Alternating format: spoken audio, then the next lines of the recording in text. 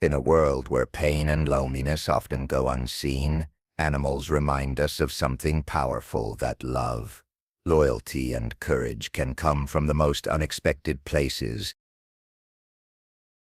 Margaret Lewis was 72 years old and lived in a small wooden house at the edge of a quiet village.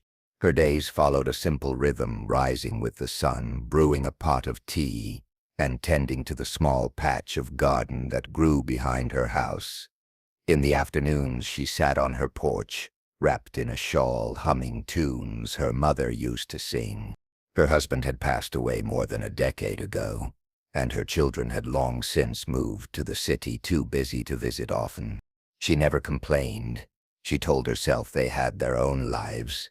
Still, sometimes when the house grew too quiet, the weight of her solitude pressed heavily on her chest. But she was never entirely alone.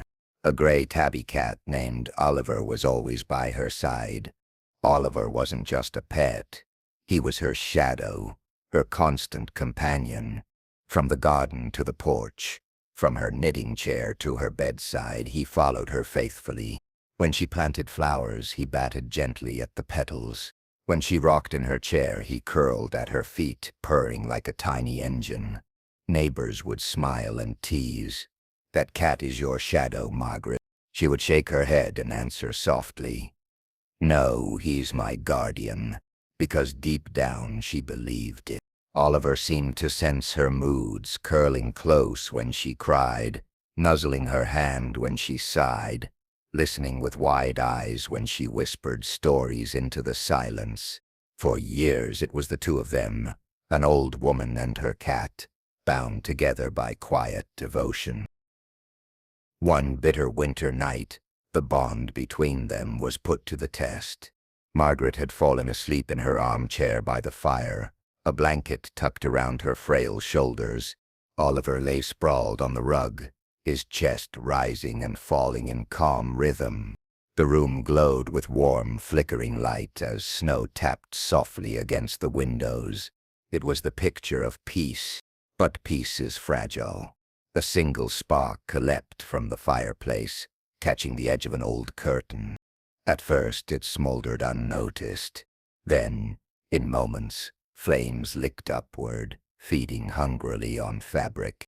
Smoke coiled across the ceiling, dark and suffocating, filling the room with a bitter stench. Margaret stirred, coughing.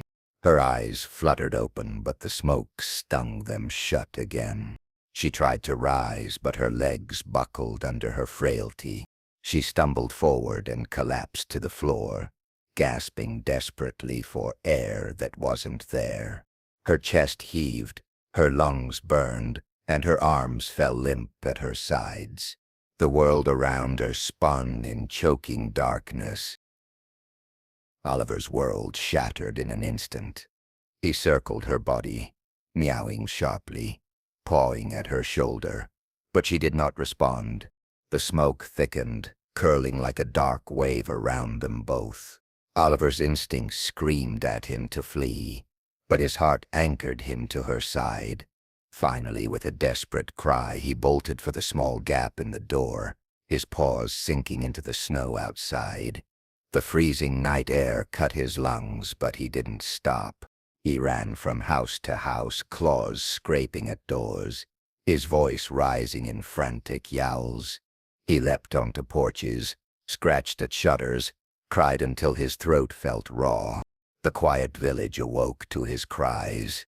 Lights flickered on one by one, doors opened, and startled neighbors stepped into the night.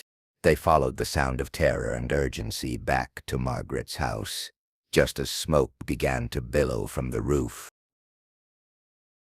Without hesitation, the villagers rushed forward. Two men pulled scarves over their faces and forced their way inside through the thick smoke. They stumbled through the haze until they found Margaret lying motionless on the floor. Her face was pale, her lips blue, her body frighteningly still. They lifted her carefully, carrying her out into the snow while others worked to beat back the flames with buckets of water. Neighbors crowded around, panic in their eyes, For long, terrifying moments, Margaret did not move. Then, at last, a cough, a faint, rasping gasp. Her chest rose, then fell again. She was alive. When her eyes finally opened, the first thing she saw was Oliver. His whiskers were singed, his fur smelled of smoke, and he trembled from exhaustion. But he was pressed tightly against her chest, refusing to leave. Margaret gathered him into her arms, tears streaming down her face. Her voice was hoarse, broken, but full of love as she whispered, "You didn't just save my life, you saved my soul." Oliver purred weakly, pressing his small head against her chin, as if to say, "I told you I'm your guardian." In the days that followed, news spread quickly through the village. Everyone spoke of the cat who refused to let Margaret die. They called him a hero.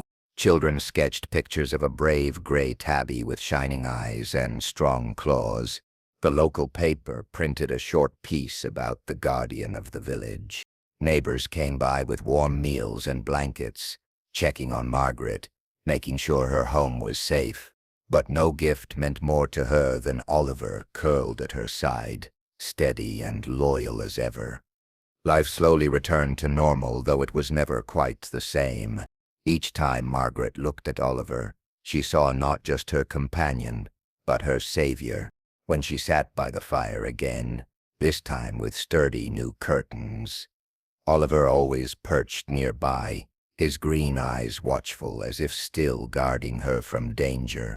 She often whispered to him, "I owe you everything, my brave boy." And he would answer with a low, steady purr, content to simply be near her. From that night on, Oliver was no longer just Margaret's cat. He was her guardian angel with whiskers, her hero with fur and claws, and the story of what he had done became a lasting reminder to the village. Heroes don't always wear uniforms or cape. Sometimes they come on four legs with sharp claws, gentle eyes, and a voice that refuses to be silenced. Margaret's life had nearly ended in the smoke and fire, but because of Oliver she was given a second chance, a chance to live, to smile, and to know, beyond all doubt, that love can save lives in the most unexpected ways. This story is more than just about survival. It's about the unbreakable bond between humans and animals, and how sometimes they don't just share our lives, they save them.